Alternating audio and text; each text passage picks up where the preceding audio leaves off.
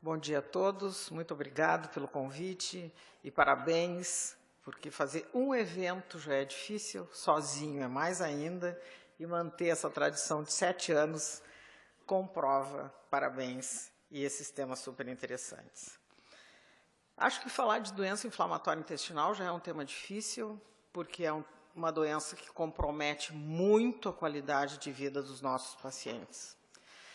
E eu acho que a gente vai ficando mais velho e vai ficando cada vez com mais sensibilidade e um olhar de compaixão para esses nossos doentes e que realmente, eu não faço pediatria, mas a gente vê os extremos, o aumento nos extremos, tanto na pediatria quanto no idoso.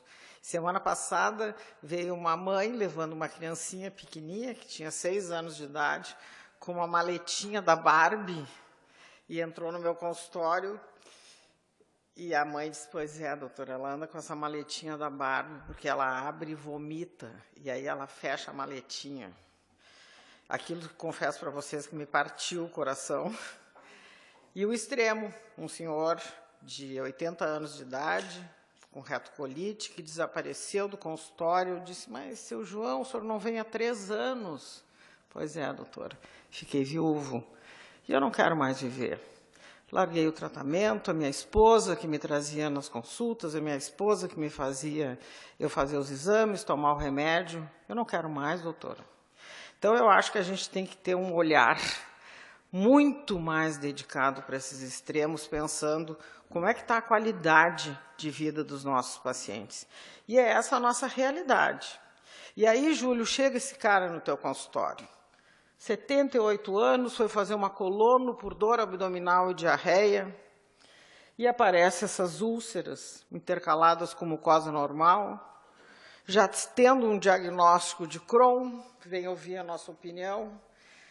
Como é que nós vamos tratar esse idoso com quase 80 anos, com essas úlceras no colo, sintomático? E dando continuidade à deixa que o meu colega anterior me deixou, vamos conversar com esse paciente.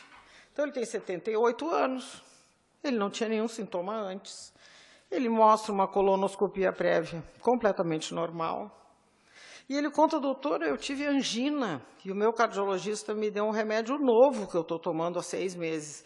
Esse remédio não me fez muito bem. Será que isso é Crohn? Não. Isso são úlceras induzidas por essa droga que se chama nicorandil, que está ali o artigo embaixo, tem inúmeros casos na literatura. Vamos conversar direitinho com esse nosso paciente idoso? Vamos tirar a droga? E ele ficou completamente assintomático. Ou essa senhora, de 70 anos de idade, insuficiência renal crônica, foi fazer colono por diarreia, muco, sangue. Retocolite. Retocolite, né? Está ali a foto. A gente pode dar aula de aspectos endoscópicos das doenças inflamatórias intestinais. Vamos de novo fazer a história? Vamos conversar com o patologista? E aí o patologista me diz, Marta, muito estranho. Ela tem um sal de um cristal na submucosa, vocês estão vendo ali a foto. Esta colite é induzida por algum remédio. Pode ir atrás dessa paciente, faz a lista dos remédios que ela está tomando. E ela realmente estava tomando essa droga, que é um bloqueador de fósforo no paciente com insuficiência renal. E está ali a causa, está ali a literatura nos dando suporte, que isso também não era uma retocolite no idoso. E esse outro? Olha a imagem, que catástrofe! Esse paciente iniciou tratamento para melanoma, começou com diarreia e dor abdominal. Vamos para o ambulatório de doença inflamatória intestinal. E vamos conversar com os oncologistas, que hoje os oncologistas nos chamam frequentemente, o gastroendoscopista, para a gente conversar sobre essas drogas, checkpoint drogas, essas imunoterapias que são fantásticas, que mudaram o quadro do mundo oncológico desses nossos pacientes, mas que têm dado muita lesão. Vocês veem esses trabalhos, a preocupação do oncologista, isso é uma revista de oncologia, preocupada com essas drogas associadas às colites. Isso tudo é para a gente fazer uma história bem feita do nosso paciente idoso. Então, quando a gente vê a lista de remédios que causam úlceras tanto no cólon quanto no ilho terminal, é assustador. Então, se a gente vai ver qual é do nosso paciente idoso que não usa nas colites microscópicas, né? Um bloqueador de bomba, um anti-inflamatório. Ali, as outras drogas com colite macroscópicas, colites químicas, anti-inflamatórios, digoxina, diurético, furosemide, bloqueadores de beta-bloqueadores. Gente, é um mundo de drogas que realmente pode causar lesões, tanto microscópicas quanto macroscópicas, e esse idoso vai sair do consultório com um diagnóstico de retocolite ou doença de Crohn. E essa é a nossa realidade.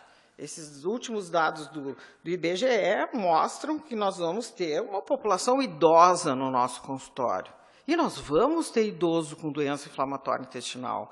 Então, o aumento da população, o envelhecimento da população, nós precisamos, sim, ter políticas públicas adequadas para esse nosso paciente idoso e ter esse olhar cuidadoso também no diagnóstico da doença inflamatória intestinal. Eu comecei com aqueles diagnósticos diferenciais, mas o idoso também vai no consultório de vocês com doença inflamatória intestinal. Ou ele vai envelhecer com uma doença. Ele pode ter tido o diagnóstico, sei lá, aos 30, aos 40 anos de idade, bem tratado, bem cuidado, ele vai envelhecer com uma doença crônica, inflamatória, de caráter recidivante. Então, é super importante, quando a gente está conversando sobre pacientes idosos, eu não abro mão de ter uma equipe multidisciplinar. Porque esse idoso, a gente precisa ter esse olhar. O risco aumentado do câncer, o risco aumentado de fazer colonoscopia nesse paciente idoso. Será que ele tem condições clínicas, condições cardiológicas? Precisamos fazer alguma profilaxia com antibiótico? Ele tem alguma válvula cardíaca mitral? Ele está anticoagulado? Ele usa... Então, a gente tem que ter harmonia com o cardiologista, com o clínico geral, com o geriatra desse paciente.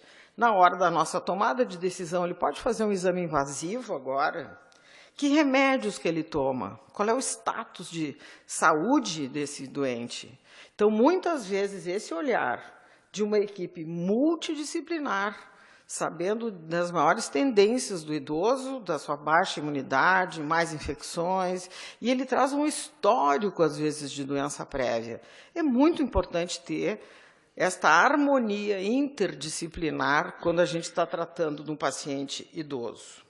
Porque a população está envelhecendo e a gente realmente vai ver doença inflamatória intestinal no idoso, ou vai envelhecer, como eu disse, com a doença. Parece que tem um pico maior incidência entre os 70 e os 80 anos de idade. A etiologia, que nem o Aderso já nos mostrou, ela é multifatorial. Os omas, imagina, todos esses omas num paciente idoso acumulados com principalmente mudança do padrão alimentar. Tem uns trabalhos interessantes de diagnóstico aos 80 anos de idade, mas aí diagnóstico certo. Será que ele mudou o padrão alimentar? E a gente conversa, pois é, doutor, eu não comia Doritos antes. Então, realmente, houve uma mudança do padrão alimentar, a carga genética, o quanto pode ter gatilhos isquêmicos para esta mucosa, já o hóspede que não saiu de dentro da casa, que nem o Aderso disse. Abuso de drogas pode ser que no idoso, esta barreira, que nem o Aderso começou a aula dele, já não esteja tão adequada como é na vida adulta e seja mais propenso, inclusive, de ter doença inflamatória intestinal. Acho que nós temos que estar atentos para as manifestações atípicas e, principalmente, os efeitos colaterais da polifarmácia do idoso. Isso é um estudo que saiu agora, em março de 24, que eu achei super interessante. Eles fizeram um estudo de 2006 até 2021 na Dinamarca, de novos casos de doença inflamatória intestinal nesses últimos anos, e vocês veem o N assustador de 54.216 adultos com diagnóstico nesse intervalo de 2006 a 22. E aí eles dividiram, olhem as faixas etárias ali da doença, nesses diagnósticos nesse tempo.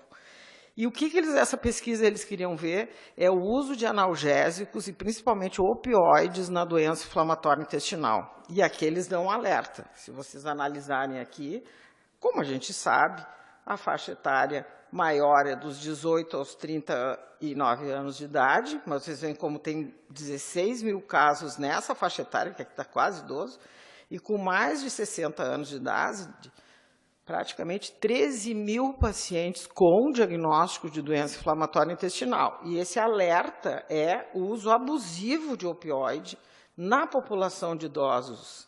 Então, vocês veem em adultos jovens 1,5% usando opioide, que a gente sabe que é muito ruim na doença inflamatória intestinal, e esse alerta que o idoso não deve ser...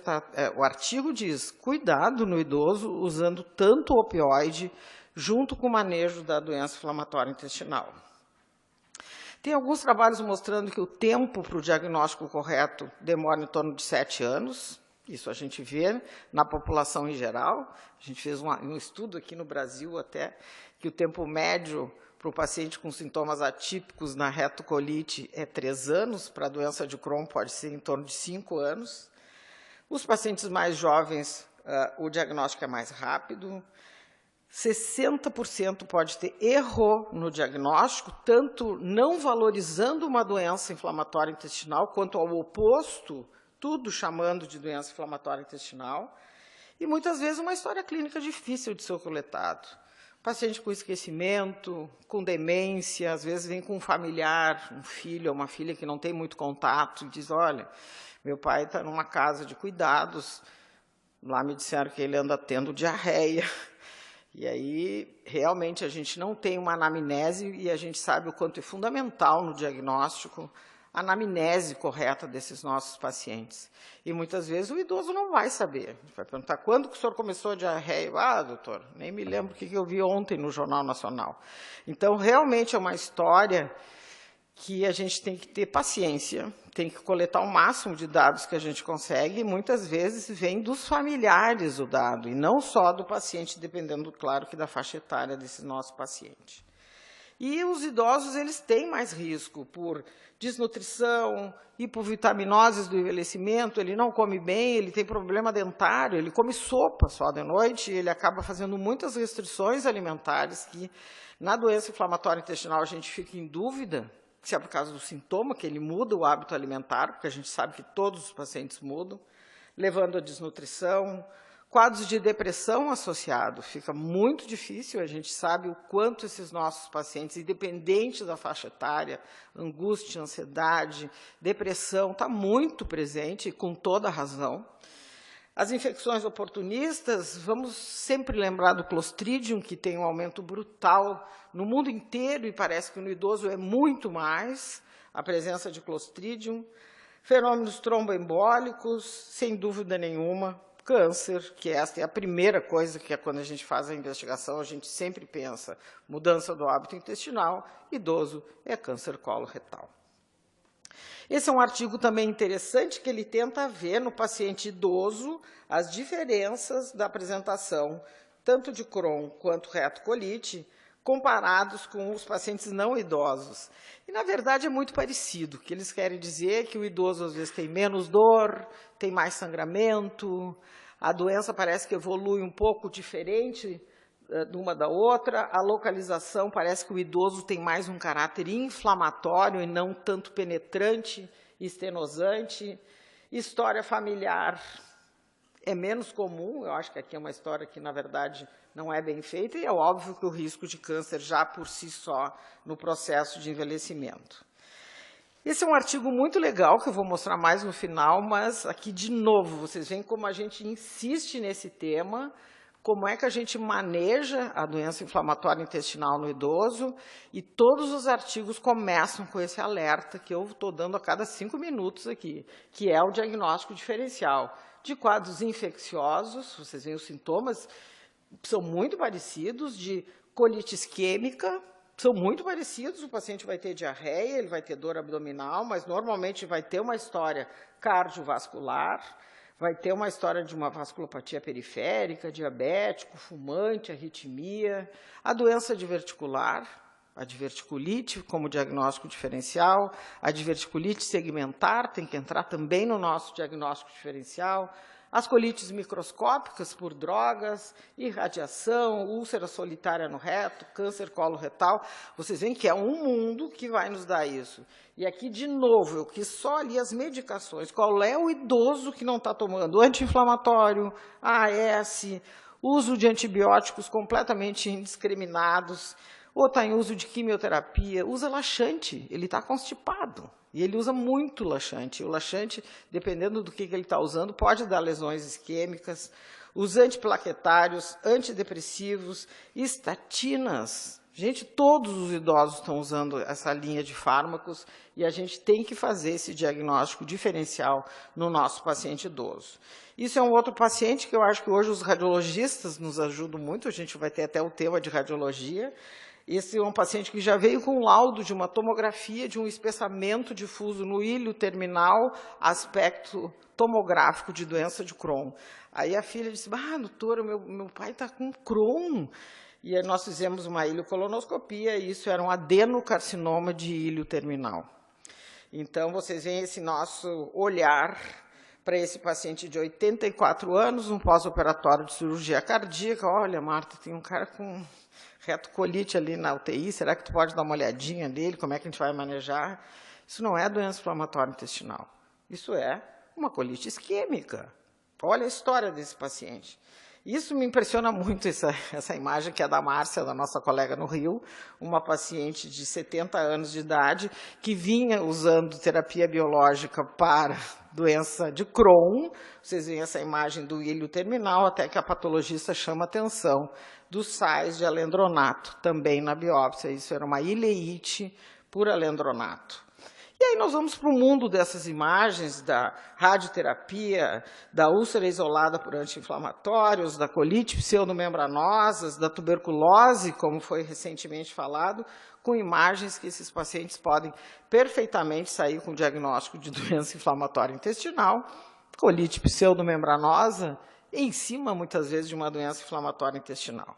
Esse artigo é sensacional, porque eu acho que o Japão foi o que mais publicou. Há 20 anos atrás, o Japão insistia muito pela população de idosos em publicar muito artigo de doença inflamatória intestinal no idoso.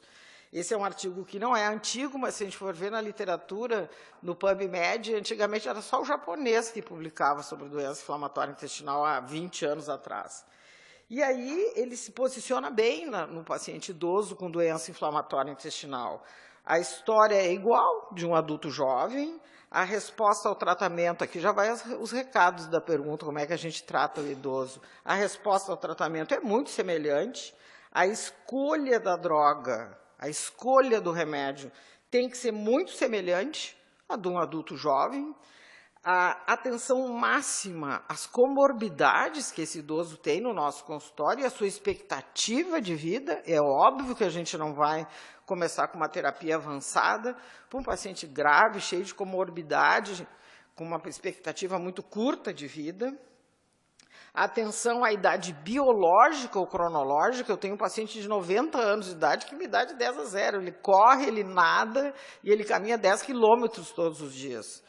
Ou anda de bicicleta e tem uma vida ativa e viaja aos 90 anos de idade. Esses dias, um de 94 me disse, doutor, eu ainda tenho muito que conhecer da Europa, que eu ainda não fui.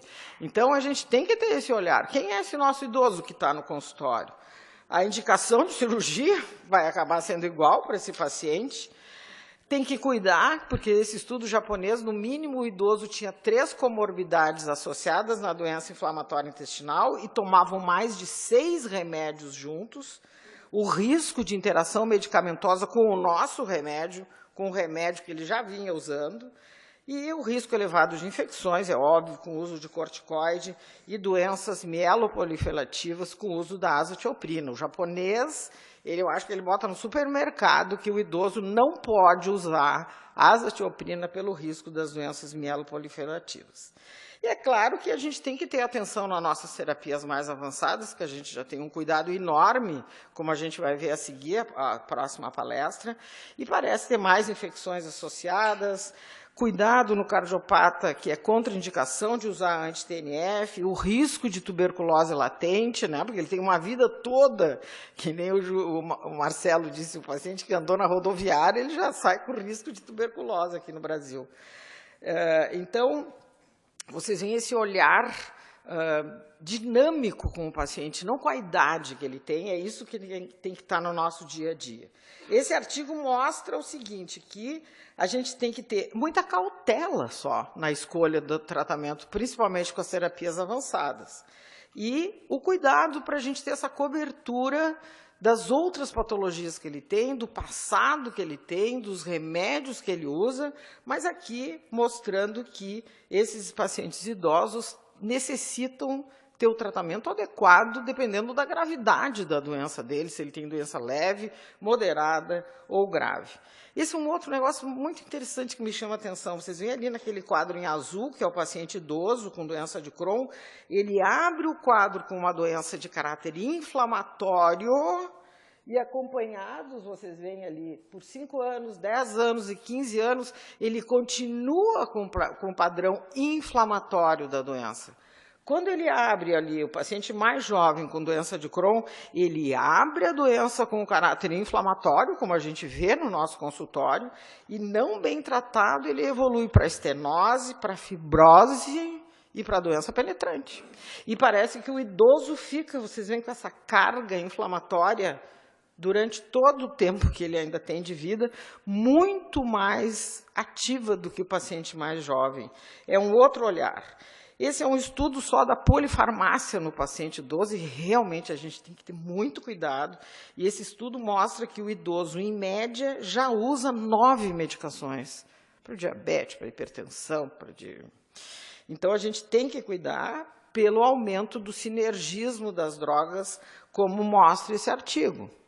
Então, a gente não tem tempo, porque senão me tiram aqui do palco, mas vocês veem que a gente tem que escolher a droga, por exemplo, se nós vamos dar corticoide, risco com diuréticos, as tilpurinas, que a gente tem que poupar o máximo no idoso, mas às vezes a gente usa, mas leucopenia, parece que eles têm mais, interação com o anticoagulante, aumenta a meia-vida do anticoagulante, que eles também estão tomando, e assim vai uma lista enorme de interações medicamentosas. Então, não esqueçam de fazer a anamnese correta de tudo que esse nosso paciente idoso está tomando. Quando nós vamos prescrever, por exemplo, anti-TNF num paciente idoso, é óbvio que nós temos que estar muito mais atento, como a gente sempre tem que estar, mas para as comorbidades, parece que os pacientes idosos, esse artigo é bem recente, eles têm mais complicações no ponto de vista de necessitar mais hospital, mais infecção oportunista e o risco em si de malignidade. E eles têm menos formação de anticorpos. Faz meio lógica pelo processo do envelhecimento, a eficácia é exatamente igual, não muda por ser idoso, e os efeitos colaterais, sim. Isso é uma importante mensagem na nossa tomada de decisão, mas isso não quer dizer que nós não vamos deixar de prescrever. E cuidar muito com os efeitos tromboembólicos. Então, eu acho que isso é uma preocupação grande dessas pequenas moléculas que estão vindo, que vai ser a nossa realidade, mas isso já é um estudo do aumento no paciente idoso.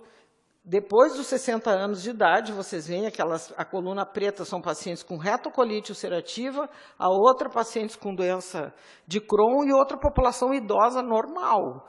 Então, vocês veem como a população de idosos, tanto com retocolite quanto doença de Crohn, o risco é muito maior de fenômenos tromboembólicos. Também a gente tem que ficar super atento para isso. Essa é a nossa Bíblia. Essa é a nossa Bíblia, então aqui é só uma recomendação do ECO, que eu recomendo, está aberto na internet para vocês lerem, mas que fala exatamente isso que a gente já vem falando, do correto do diagnóstico diferencial, do sintoma do idoso que tem que ser bem valorizado, na medicações, na polifarmácia que ele vem usando, e aqui vem todas as etapas que a gente tem que cuidar, das infecções mais oportunistas no idoso, da idade cronológica e biológica, esse artigo eles falam muito quando a gente vai tomar uma tomada de decisão, o nosso posicionamento da eficácia dos remédios, que parece ser, a eficácia é muito parecida, a gente lida com um pouquinho mais de efeito colateral. Cuidar para não usar corticoide em nenhuma faixa etária, e no idoso é um alerta muito maior, e os imunossupressores também. E aqui eles deixam bem claro que o idoso com doença grave, a gente não pode deixar de abrir mão de uma terapia avançada para melhorar a vida desse nosso paciente, bem tratado e bem cuidado. Então, esse é o posicionamento que a gente não tem tempo aqui, mas ele vai, etapa por etapa, é uma sugestão. Esse é um artigo interessante que ele posiciona que o idoso com doença grave, moderada a grave, que não teve resposta ao tratamento convencional ou tem critérios de gravidade, a gente deve sim utilizar a terapia biológica com todos os cuidados. E aqui eles dão uma preferência para o vedolizumab, no seu a seletividade da droga, e entra também o ustekinumab como as duas drogas na terapia biológica mais segura nos pacientes idosos, o ustekinumab e o vedolizumab. Esse é um artigo super legal também, que o idoso hoje está na internet. O idoso anda com o seu celular, ele só diferencia na hora de teclar, eu acho. Se diz um aluno meu que me disse, doutora, não tecla com um dedo só, tem que usar todos. Então, vocês veem que o idoso, a gente vê a idade só como é que está respondendo o WhatsApp. Ele está ligado, ele está no Google, ele está na internet, ele está no chat. Esses dias um doutor eu li no chat GPT, eu botei ali doença de Crohn, eu estou muito assustado com o que o chat GPT me diz, e eu nem sei entrar no chat. Então, o idoso está informado. O idoso está pedindo, eu vi um estudo na Europa, o idoso quer fazer telemedicina. Quando ele está bem, ele não quer precisar que a filha leve ele, que ele não consegue se locomover. Na Europa, o idoso quer telemedicina. Ele manda os exames e vai ter o atendimento pelo seu doutor com telemedicina. E ele está ali fazendo selfie na Europa, e a gente não pode deixar de oferecer um tratamento adequado para aquele paciente só pela faixa etária que ele tem. Então, aqui vem todas as opções de tratamento e os cuidados que a gente tem que ter na faixa etária dos pacientes, inclusive com os aminosalicilatos, que pode dar muita nefropatia nesse nosso paciente, dependendo da medicação, muitas vezes, que ele está usando. Vocês veem os corticoides, a gente sabe que o uso de corticoide em qualquer faixa etária tem, sim, um aumento da mortalidade, mas ele é recomendado. Vocês veem ali, são todas recomendadas no paciente idoso. Quando a gente for falar das tiopurinas, é um alerta, mas tem muitos que envelhecem usando a velha azathioprina e que também a gente vai manter com todos os cuidados, com maior risco de linfoma, e cuidados nas interações com as drogas. Vocês veem a tiopurina, se esse paciente não está usando o allopurinol, que vai aumentar o nível sérico do remédio. E aqui vem os nossos biológicos. Se vocês olharem, todos estão recomendados, tanto para retocolite quanto para a doença de Crohn no paciente idoso.